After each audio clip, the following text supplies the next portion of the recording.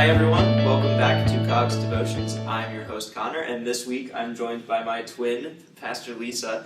We're going to be talking about the story of the Plagues and the Passover in the book of Exodus. Lisa, it's been a little while since you've been here with me. I'll ask the same of you that I asked of Matt. What is your favorite Christmas tradition?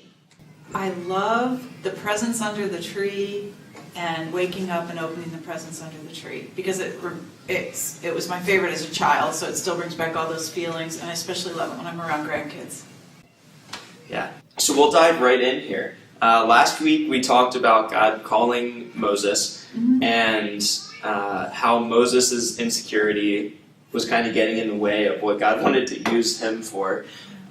Where we pick up today, Moses has been joined by Aaron, priest, and they are confronting Pharaoh with these warnings that God is going to judge Egypt if Pharaoh won't let the Israelites go.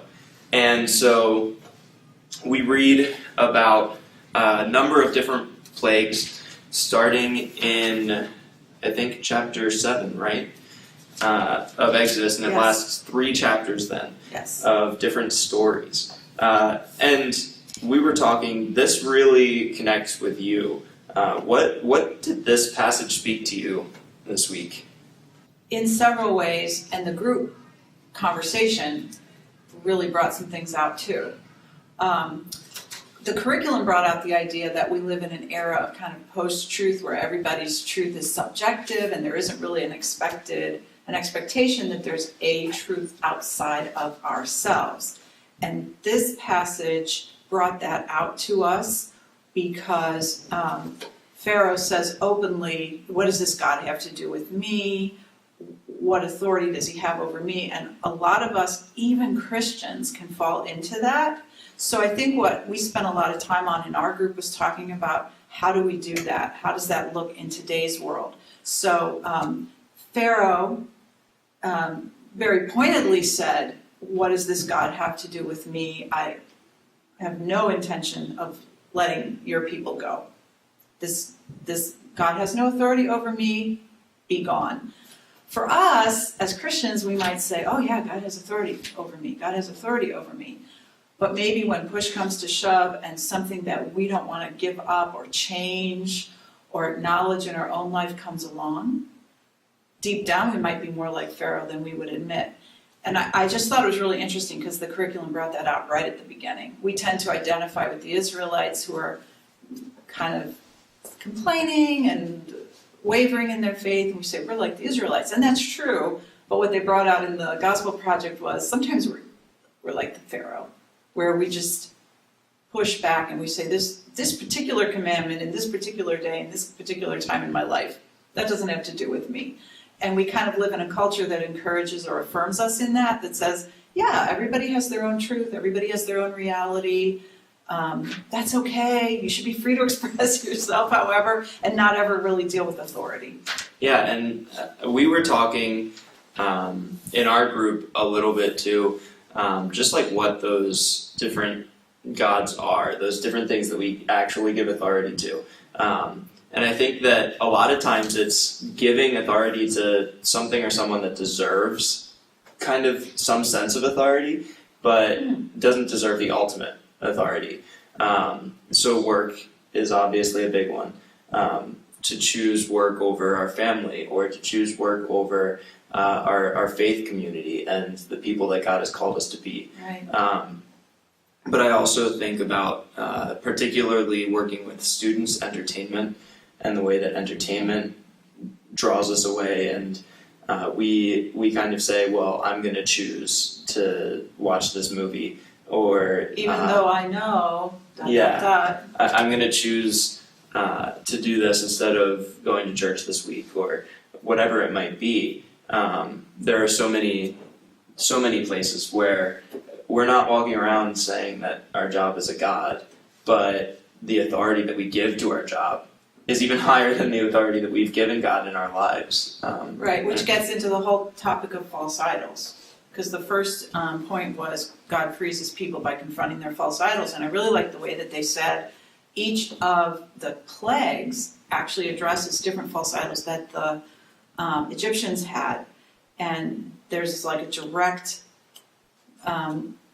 confrontation between God and that form of worship, that false worship. And he's saying, I'm the true God and I'm powerful through those different plagues. And so then we compared what things do we, like you guys did in your group, what things do we put in that place of God? So we said some of those obvious things that you did, and we talked about money, and we talked about power, and honestly, all of it comes back to self-serving.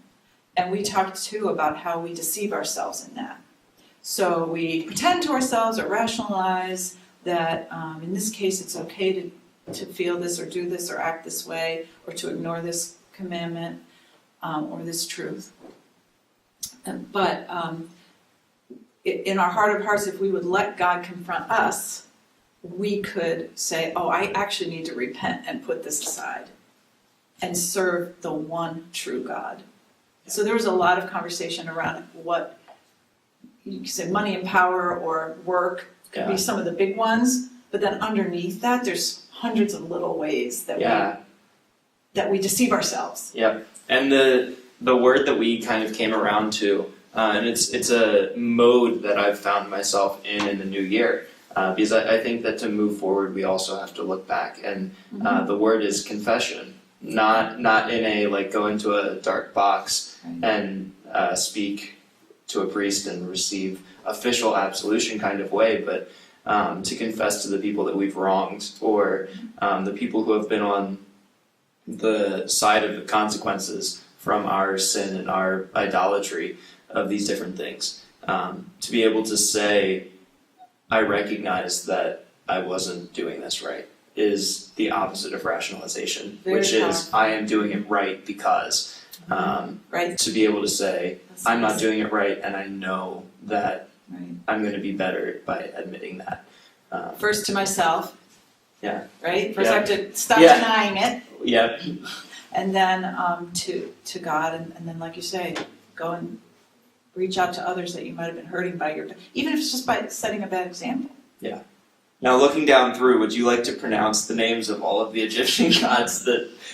I can just read Nile, river, frogs, gnats, flies, death of livestock, boils, hail, locust, darkness, and death of firstborn. So that's really... Yeah, and the only one that I would highlight out of the first 9, we're about to talk at length about the 10th plague, but number 9, darkness, is a confrontation of Amun-Ra.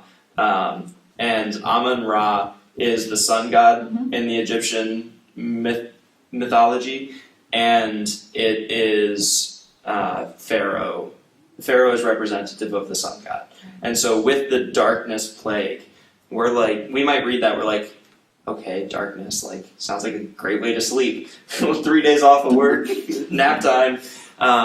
But it's really that God is, at that point, saying, yeah, Pharaoh, you're not. Stop. You're not God. Put yourself in the right place. Yeah. And sometimes we step into that role and think of ourselves as God, like you were saying before. Yeah. So we're going to move on here to the 10th plague, which is in chapter 11 of Exodus. It really is an interesting passage. There are a lot of things to unfold here. I want to talk a little bit about the historical background of this plague and how it has played out throughout history. This plague is one of the most important events in all of history and all of the Bible. This is something that defines the Jewish religion and the Hebrew people even to this day.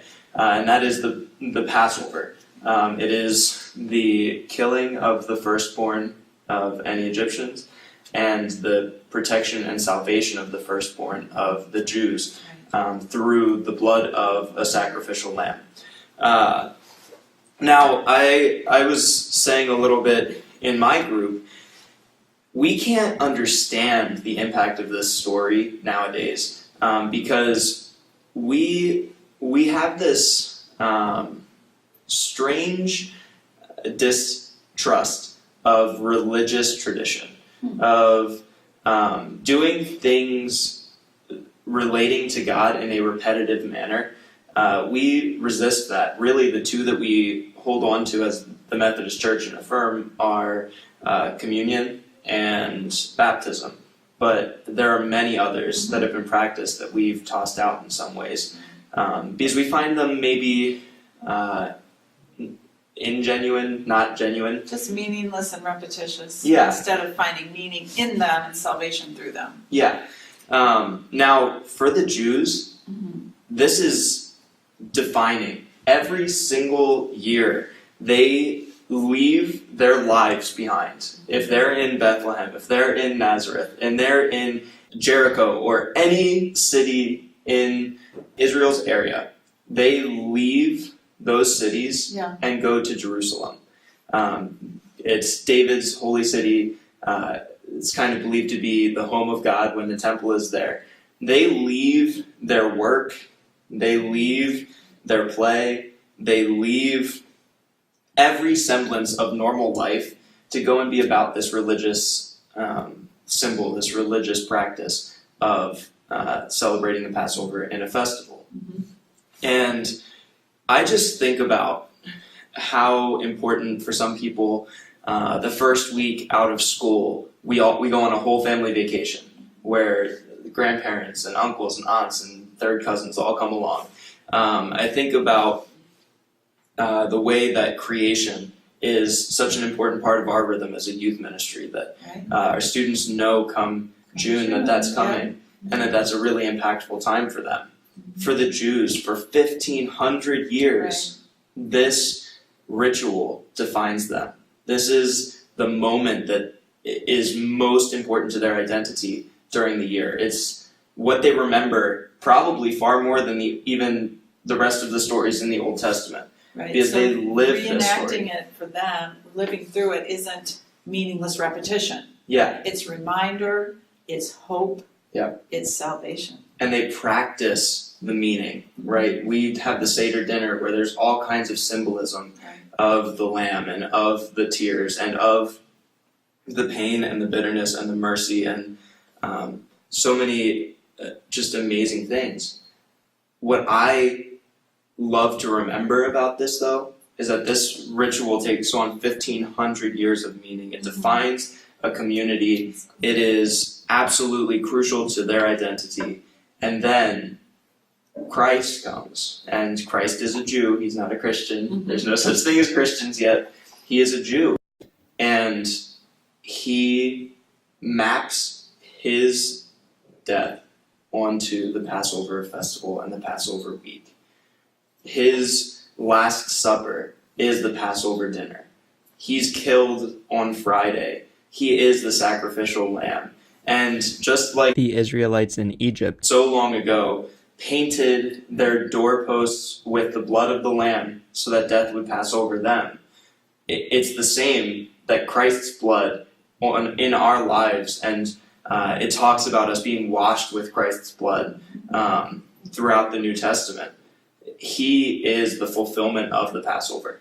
This ritual for 1,500 years that was trying to get Israel to see the meaning and the way that God wanted to save comes to its fullest expression when Christ comes and says, I am the true Passover lamb. I am the fulfillment of this ritual. I am the one who is going to meet every need, who's not just going to save you from this one worldly oppressor, but is going to save you from the oppression of sin and of death, right? Of this thing that we all live in fear of. And now his blood is over our lives, protecting us from the same, from death. Yeah. From death. As blunt as that from death. is, right? And judgment. And we've been talking about judgment. And God's mercy. And here's the most extreme example of that. Judgment would be death, and that's what we deserve. Mercy is life, and that's what we get. Yeah. So it's just amazing to me that God is sowing these seeds back in the Exodus, and even in Genesis we saw it at times. He's sowing these seeds of meaning. He's helping the Israelites develop vision for what he's going to do. how he's going to heal them and save them. And then he gives us a gift of a follow-up ritual. Just as the Jews celebrated Passover for 1,500 years, now we, as the church, are given this gift of celebrating communion. and reliving and reenacting that ritual meaningful, not just repetitious, meaningful on a monthly or weekly basis, depending on which church you go to. Yeah. So it's a gift. Yeah, it is. And I just, sometimes I wish that I were more intentional about remembering. About making that the most meaningful thing in the world. There's nothing quite like tasting the bread and the blood, and being able to recognize this is what Christ has done for me. Right. As we both know, there's other traditions, our brothers and sisters in other traditions that never gather without celebrating communion, and can kind of get why that is. So I think that we've really talked about mercy and judgment, and we've had a great conversation. I would just say, as a kind of comforting, I don't know if it's comforting now. I don't know that I can comfort that this is a difficult passage on one level. We celebrate the mercy and the grace of God and His salvation of Israel. However, His judgment might seem uncomfortable for us. It might seem harsh in our eyes. It might seem a little dark for our loving God to do this. And so I just want to say to people who are reading this passage alongside us, who are reading this in their own time or with a class, that discomfort is where you want to be, if that's where you are, right? One of my go-to sayings, the only right answer is an honest answer. The only right place to be is the honest place to be. Wrestle openly with God if you need to wrestle. He can handle your questions and your doubts. And I think too, just to add to what we were saying, as you struggle with this story and the intensity of the judgment, look at the beginning of the story where it started, and the grace that was shown in the garden, and the grace that was shown to Noah, the grace that was shown to Abraham. If you look at the grace and at the judgment at the same time, it will help you process who God is and what He's doing. It may not answer all your questions, and that's okay to keep having questions, but I'm saying just look at everything in the context of the whole salvation story as it's being told. I don't have much more to add. Okay. Cool. Thank you so much for being here today, and we will see you all next week. See you later.